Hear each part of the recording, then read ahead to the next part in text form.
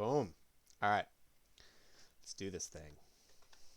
Rage Against the State Machine, Understanding Exploitation and Vulnerabilities for Cyber Policy Experts. That doesn't mean if you're a cyber policy expert or non-expert even, who does not have a CS background, that you don't understand exploitation vulnerabilities. I'm sure you do. But I thought I would give a particular perspective to try to explain a few things that I think about the cyber domain are important when looking at this, how the cyber domain functions. So if you've been following persistent engagement and all the discussions around that, then this is me providing some of the background for why I sometimes disagree with the authors of the persistent engagement book in terms of the physics of the domain. So starting a little bit at the beginning, and I often find that like when you're predicting what hackers do or how the domain works, a lot of time it's sort of like, why do hackers think this particular thing is weak and this other particular thing is strong, right? Like, how do they get a feel for what the terrain of the cyber domain looks like? And terrain makes a big difference, right? Because, like, if you're on a barrier island, for example, it may seem very solid to you. My house in particular is in Miami Beach, which feels very solid to me when I get up in the mornings. But nature designed barrier islands to disappear. That's the whole point of a barrier island. So, um, you know, as a computer scientist, there's certain ways where you think, oh, this is obviously a terrible, terrible idea, right? So why would anyone use WordPress, they say? And you're like, well, I don't know. It's just like any other software. All software has bugs, right? And the answer is no. Not all software is equivalent. How do hackers come up with these new techniques? How come they like find 60,000 techniques on one thing and like 3 techniques on the other thing? Is it because they're looking more there? What is the story with all this stuff? And I think as a cyber policy person, it's really good to be able to predict these things and analyze these things in your head. Or at least know why computer scientists keep talking about certain random things like regular expressions. Why do they keep talking about that stuff, right? So we're going to talk a lot about regular expressions, and at the end of this little video, you're hopefully, if you haven't, done a lot of computer science or programming, you'll understand regular expressions better than you used to. And I always like to start anytime we talk about regular expressions by talking about jokes. And one of the best ones is this very famous post from 1997 where a guy says, some people, when confronted with a problem, think, I know, I'll use regular expressions. Now they have 2 problems, which is very true, right? So now you have actually an exponential number of problems in theory. And regular expressions, I love these pictures, combining slashes and dots until a thing happens. And then this other one where it's like, because people will often try to do like parsing random things. You'll see, the ichor permeates my face. I don't know why that makes me laugh so much. But I think the important, this is like regular expression tips, regex tips. The important thing about regular expressions is, of course, that they come directly from the guts of computer science. The very first computer science class you take is going to be in something called finite automata, the most simple form of computation you can talk about. And, you can convert from a finite automata to a regular expression, and from a regular expression to a finite automata. And I think it's not true necessarily in a lot of science classes that you end up on a day-to-day basis using something that is like literally from the very first class that you took in computer science or in whatever science you're in. So first thing I want to talk about is like, what is a state machine? A state machine is an abstract model for computation, right? So that sounds scary, but all it means is someone wanted to start from scratch. They're like, let's take a quick look. I'm going to draw a couple bubbles, and I'm going to start at one place, and then if I see a particular character, and the number of characters that you're allowed to talk about is going to be called our alphabet. So in this particular alphabet, I have, H and I, right? So if I saw an H, I go this direction. If I saw an I go in this direction. And so, there's a particular formality. I want to have a formal way of discussing, I take input from one side, like a string is simply any combination of, my alphabet signals, and I just talk about what happens when I hit each character. So I see an H, and then I see an I, and then I reach this end point here. So that's all it is. And I can name my states particular things. The names actually don't matter at all. And that's that. That's a simple, it's a finite automata. There's a finite number of these things, and it's a very simple little way of describing what my computation is on my input. So I have a lot of different, like, once I've started talking about it, making it very simple, we're going to talk a little bit about how simple finite automata are, and then we're going to try to make it more and more complex in various formal ways. So that is the mathematics and the science behind automata theory. Have you ever been in a room with a bunch of programmers and you just wished they'd stop talking about Turing machines, whether something is Turing complete, right? So this is what they're talking about, and it is very annoying when they do all that, and usually because they're saying the wrong thing. But of course, finite automata, or automata in general, can be finite or infinite, right? So we could describe a space of an automata space that has an infinite number of them. They could have an output that's based on a particular input character versus an output that's not based on that input. They can have a tiny amount of memory, like a little stack or something, right? So they can be deterministic or non-deterministic. I could say pick one of these two. I don't care which one, right? So, and you're going to see every time, instead of writing out all those little bubbles all the time, people are just going to flatten it out into this little table format. So they're going to say, and I don't want you to be scared at all by all of this terminology because it doesn't matter. It doesn't really matter. It doesn't really matter, right? So they're just going to say, look, I have one state and then I go to another state based on some input or whatever, or maybe based on the empty string. Anyway, it doesn't matter, right? So I have input, next state. And they're saying we have a finite length sequence of input symbols. We have production rules on, these are the rules. So we want to take those little bubble drawings and convert them into just a set of rules and a set of states. And then we define what we call a formal grammar, right? So, and that's, this is what it looks like. So you have this is what a regular grammar, that's where the regular and regular expression comes from. Context-free, context-sensitive, recursively enumerable, right? So that's a Turing machine. Turing machines don't exist in the real world in the sense of, like, you don't have an infinitely long tape to go into your machine, right? So, and then here's context-sensitive, linear bounded, non-deterministic Turing machine, push-down automatons. Look, we're not going to worry about all the different things that go into these different mathematical descriptions. All you have to know is that they're all connected, and what we're trying to do is take very simple computational models and apply those to grammars and languages. And realistically, just there's an input string, I want to match it, right? So here's an example of a quick state machine. I have this state P and this state Q. Q has two circles. Two circles means it is what we call a termination condition. So if you end up in this circle and got no more input, you are matched. So here in P, we get a 0 or a 1. Those can both go this way, and a 1 goes over here. So this is, non-deterministic, because if you get a 1, you could be either here or here. And we just assume it picks one. It just picks one of them. So one thing you'll note is that computer scientists have spent just tons of paper writing about how you can transform different types of state machines and other different types of state machines. We're not going to go over any of that stuff. So, but this is what you'll see, a little table. If I'm in state P and I get a 0, I'm in state P again. If I get a 1, I can be in state P or state Q.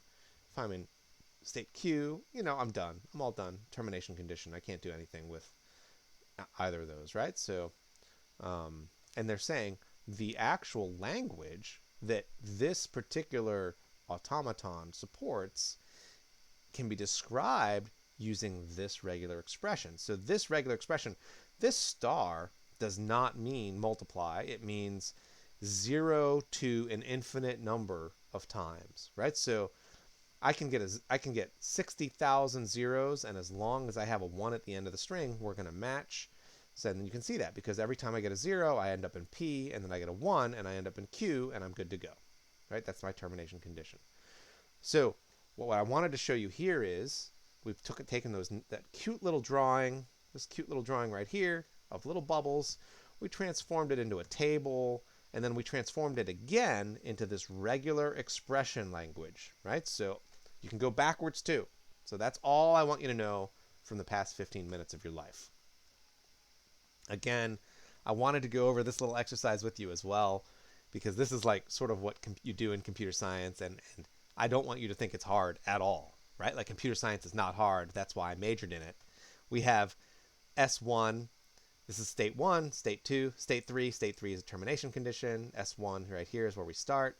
We get a 1, and then we get a 0, then we get another 0, then we get another 0, then we get a 1. All right, everything ends like that. So you can go over here and you can say, well, which of these strings will not be accepted?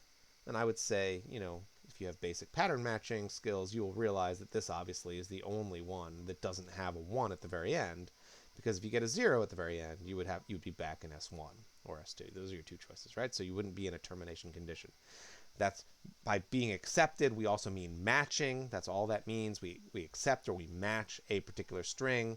The language, the alphabet we have here is 1s and 0s, but you could replace that with, you could have 60. You could have an alphabet of all of Unicode space, for example. So, but we're trying to keep things simple for now. And we've invented a lot of math to tell you how you can combine, regular expressions together to generate more regular expressions. That's exactly what you need. So, this concatenation proof says that obviously if you accept one thing and then you pass the end result directly into the next one, you get it's very obvious to see that, the final language is the combination of both, right? So we're saying here's how you concatenate two regular expressions together. So very simple stuff. And this is what it looks like in almost every language. So I want you to remember that, like, one of the first things every language does, every programming language, is provide a regular expression parser that allows you to take input and then either match or not match, find substrings, that sort of thing. So this example, you have HTTPS, colon, / or //. You have to have at least one of those. And then you have white space and a digit potentially, and a colon, and then a bunch of other nonsense possibly, and then infinite number of that. And then what you'll see is like thousands of people trying to, from the original picture, you might remember, like, plug it in, like, I really want to change this just so I can add one little thing to it. I want to tweak it like this way and tweak it that way, right? So it doesn't quite work the way I want it to, but changing this is a nightmare. It's a mental puzzle that's like a 60-digit Sudoku, and I don't like it, right? So that's part of the fun. And if right now you're thinking, what did I walk into? I do cyber policy. I don't really care about string parsing that much. I actually got into it for the fun parties, and I like to go to different places and talk to different people. I'm a people person. I hear you. Stay with me. Stay with me. The important part of this is that nearly everything you're doing is on a finite automata, because memory, like the RAM sticks, you have a 2 terabyte RAM drive in your thing. Nearly all of that can be modeled particularly well just using finite automata. So every piece of state, that's how you think about this. The state of your program includes, a very, it's going to be an extremely large number, but let's say you have a little tiny piece of memory. So I just multiply the states by the amount of memory you have, and that's sort of how I model it. So functionally, if the amount of memory is fixed, then any machine using it is equivalent to a finite automata with repeated states for every possible configuration of all memory. So that's it. So it's sort of like, I want to produce a boundary on how you think about computation so that you can think about it the way a computer scientist does. That's all. All right, let's talk about languages, right? So why do you care? Well, you care because so much of computation is looking about equivalence, looking at speed and memory trade-offs. And so when I want to do something fast, I often produce a trade-off in some way I can produce a trade-off in equivalence, and I can produce a trade-off in speed or memory usage. So, for example, if you look at this kind of regular expression and you say, like, are these two regular expressions the same? Are they the same? That is actually an important question. I have HTTP or HTTPS up to infinite number of times, then HTTP or HTTPS an infinite number of times. And here I have HTTP an infinite number of times, and S infinite number of times, and then R10. These are not equivalent. They're close, though, right?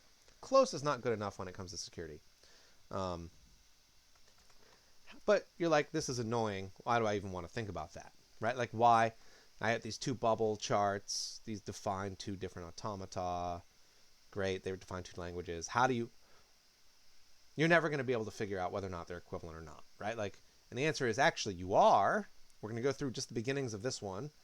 So all I'm going to do here is transform them into a table. You know that we start at Q1, and you know we start at Q4. That's where the arrows point. There's only two termination conditions on this chart. You see this one's Q4, and this one's Q1. Are these two the same? All we're going to do is go through this very simple algorithm. Your alphabet here only consists of C and D. That's it. So I start at Q1 and Q4 because that's my start condition. Those are actually both final conditions as well. And then with a C, I end up in the same places, right? So if I get a C, I end up here in Q1, here in Q4. And if I get a D, let's see where we go. A D takes me to Q2. A D from here takes me to Q5. These are both deterministic, so there's no other possibilities. I write Q2, Q5. Those are both intermediate states. They're not a double circle. I write Q2, Q5 here. Q2, Q5, I do the same thing. And I do that for each of these, right? So I just keep going down the list. Q2, Q5, I get a C for Q2, I go to Q3. I get a C for Q5, I go to Q6. All right, very simple. Those are both intermediate states. Q3, Q6 isn't in my chart yet, so I write that down below. And I just keep going. Anytime I see a new state, I just write that down below, or a new combination of states. Just write that down here. Now, then I go through and check, are there any cases where I get a final state on one side and an intermediate state on the other side? Because that would indicate that we match different things. Anytime I do, those two are not equivalent. But in this case, I finished them all, and actually they all have the same thing in each one. So that means they are equivalent, right? So that's actually really good to know. It's just a little algorithm transforming those bubbles into this equivalence table. Very simple. You're now in computer science 202, right? So if you understood that, you're doing good. You're doing good. Stick with me. All right. So why do you care? Well, everything you do on a computer is going through these sorts of parsers, right? So when I implement a web browser or a web server, right? So here is what I'm saying. I'm saying, well, the language we speak to each other looks like this. An HTTP message is a request and then a response, or a response, right? So generic messages equal a start line and then any number of message headers and then CRLF and then a CRLF again and then a message body, right? So and it doesn't have to have a message body. It's optional, right? So we have this little ability to create a language. You know from everything we've talked about before that this kind of description of a table can also be looked at as a series of bubbles or as a regular expression, just like one big regular expression. And then you get this sort of stuff: should ignore any empty lines, right? So this kind of discussion is should but doesn't have to. That means that we could be different. Our parsers could be different for HTTP. How does that affect our lives? Well, it does affect your lives in a lot of ways, right? So the first thing is, like, if your security device is parsing a regular expression, that's all that's happening right here, but the actual server it's trying to protect parses the language in a different way, and that doesn't mean it's using a regular expression. It could just be doing this in code. That means that they're different, and we can automatically find those differences to generate extremely interesting bypasses for really any of these signatures that you want to have, right? So when I bring us back to the beginning, when a computer scientist sees that one thing has different trade-offs than another thing in a way that allows it to be bypassed, he's going to say, or she's going to say, that they're building on sand, right? That they're going to start Honestly, you're going to get paper after paper of research about different ways to bypass stuff, right? Like, it's going to be really annoying because they're going to fix one thing and they're going to find another one. They fix one thing and find another one. Fix one thing and find another one. Learning how to put your resources in areas that are defendable is an important part of cyber policy. Let's take another look at Json Parsons. Bishop Fox, really good work here. Um, discrepancies amongst parsers combined with multi-stage request processing can introduce serious vulnerabilities. Yeah, yeah, that's like the basis of all computer security, right? So, and here's an instance of that, and I think the vulnerability is worth looking at, but basically it's very simple. There's two JSON parsers. They take the little bubbles out of them, and you say, like, well, are these equivalent? Are they not equivalent? No, they're not equivalent. They do different things. What can I do with that, right? So that's all that is. Same thing with bypassing WAFs, looking at WAFs. Putting a WAF means you are introducing vulnerabilities. It means, I don't mean to say that because I'm a pessimist about WAFs. I mean, the best WAF in the world, the best web application firewall, can only introduce vulnerabilities.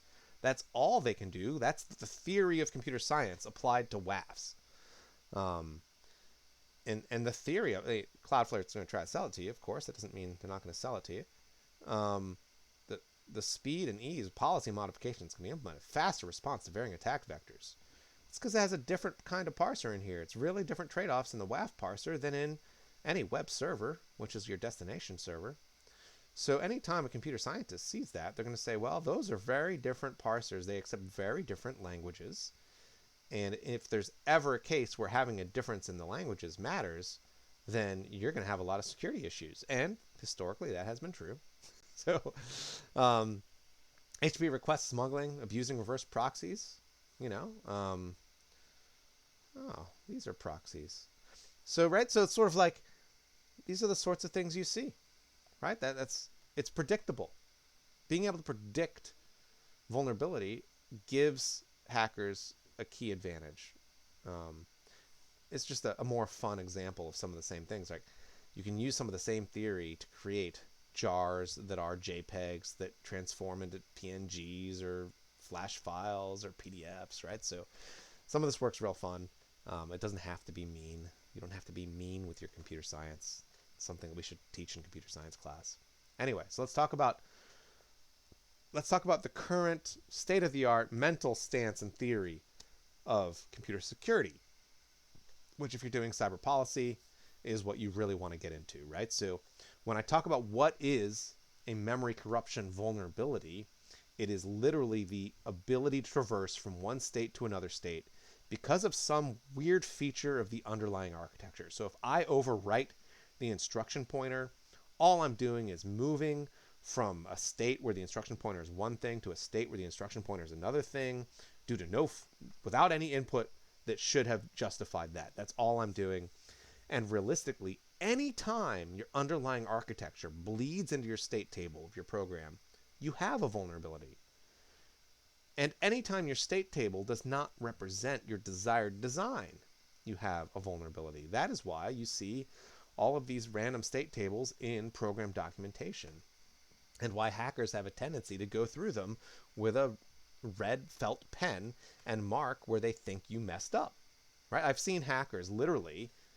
I think it was one of the first days we hired, I'm not going to say who it was, and he literally opened up the OSX manual and was like their OS design book, and was just flipping through it and then marking, like, he's like, oh, that does not seem right. That's not exactly what you wanted, right? So, and yeah, that's how you find ODay. That is how you do it. So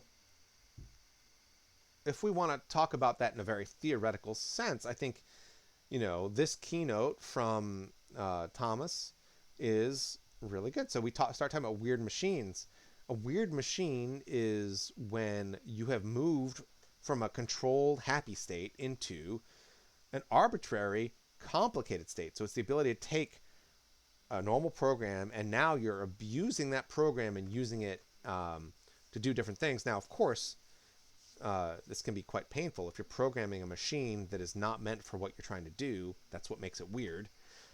Understanding the theoretical, principles behind exploitability or unexploitability, the questions you're trying to answer here are, if I add a security mechanism, if I add ASLR or DEP or a sandbox or any of these things, am I adding or subtracting from exploitability? Because a lot of times the things that make one part of a vulnerability not exploitable make another part really exploitable. Right now, you have people talking about we're going to move everything to memory safe languages. That's going to prevent a lot of vulnerabilities. And it does. It prevents a certain set of vulnerabilities. And it then, because of the trade-offs you have to make, introduces more vulnerabilities somewhere else, right? So you want to push down on one air bubble and the air bubble pops up somewhere else, right? So that's kind of how it works. How do I predict where that's happening?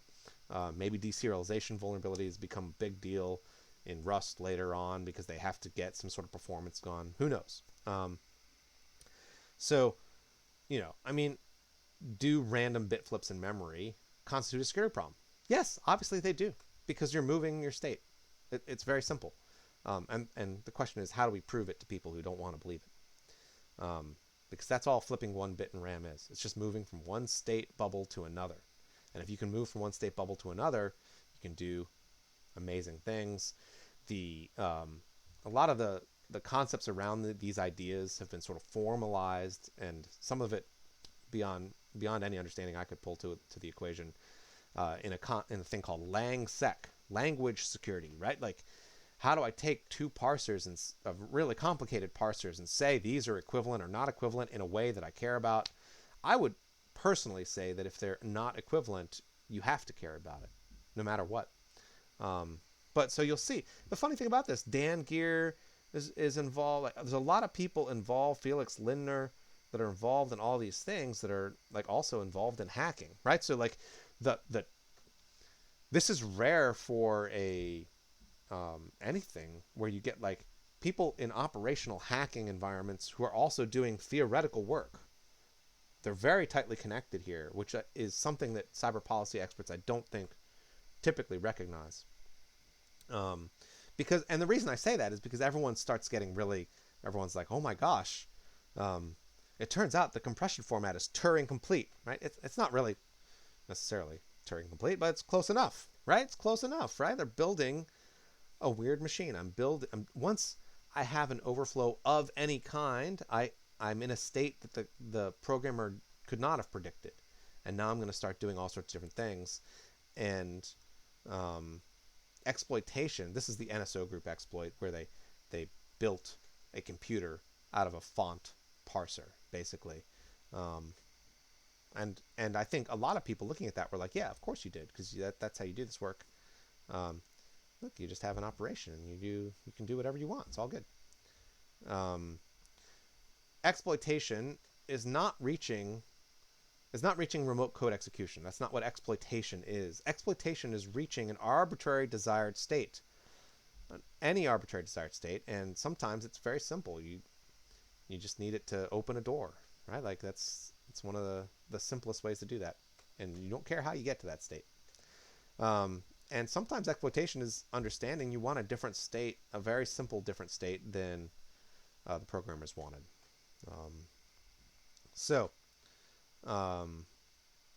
I wanted to talk about like the fact that most people who are outside of the computer security world believe in auditing as looking for sources of problems leading to sinks, leading to issues, right? So if you look at like automated vulnerability detection, a lot of times what they do is they parse the program and they go from input to bad API call, right? Like, oh my gosh, how did you get the data all the way to that bad API call, stir copy, or whatever it is? And that realistically is not how hackers think about finding vulnerabilities. They very much are looking at state machines. And I'd like to point people at Natalie's work here on the Project Zero webpage, where it's sort of like, if I have a state machine that eventually turns on my microphone, and it's taking in data, it's taking in sort of messages from outside, any reaching of the turn on the microphone thing that the programmer didn't expect me to have happen is a vulnerability. And what this meant was that she was able to say, I'm going to tell your device to turn on the microphone before you think I am.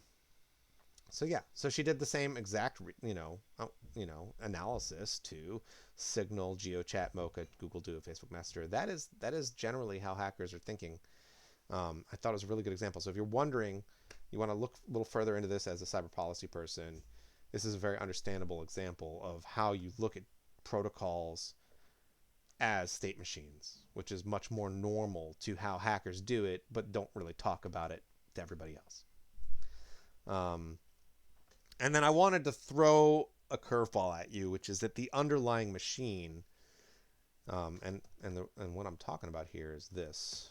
If we go back to here, the some feature of the underlying architecture. So you hear hackers spend a lot of time understanding the underlying architecture so they can bounce into a state that was not intended, right? So the underlying architecture can be a lot of different things, and the underlying architecture is not often what defenders think it is. So if a defender thinks the underlying architecture is not what it really is, that gives the hackers an advantage. So for x86, you got microcode, chip errata, and then sometimes people try to parse stuff like WASM and eBPF. They have a near impossible job. Anytime you're trying to sanitize x86, you have a near impossible job. Is your language parser for x86 the same as the actual x86, which is a moving target to begin with because of microcode changes? And if it's not, you have a very large issue, right? So, and in many languages, it's how does the JIT, the optimizer, and the parser engines of that language and the layers of gunk between your browser and what it does. Um, so when you have issues between two parsers, you have vulnerabilities, which means you have massive security implications. Have you measured the complexity of those systems properly? Or is some random hacker better at that than you? Right? So um, the answers to that make a huge difference in what kinds of policy you think you're going to be able to put together. Uh, and this understanding this part of the domain is what allows technical experts to make predictions that affect cyber policy all the way at the top. So I wanted to to throw that out at you and hope that you became more interested and not less interested in some of these basic concepts. So, okay, what have we talked about? Talked about what a state machine is, why it matters, the parts of it that I think are important for cyber policy, especially with cybersecurity, LangSec, weird machines, all that stuff. Now that you've heard it, you understand it completely, and hopefully that was helpful. If you have any questions, leave messages under the video. I guarantee you other people have the same questions. We'll try to answer them, or more likely, you'll just trigger some random hacker and he'll send you a bunch of long messages that I won't even have to respond to you. It'll be great. Anyway, thank you so much for listening. That's all I have. I'll talk to you soon.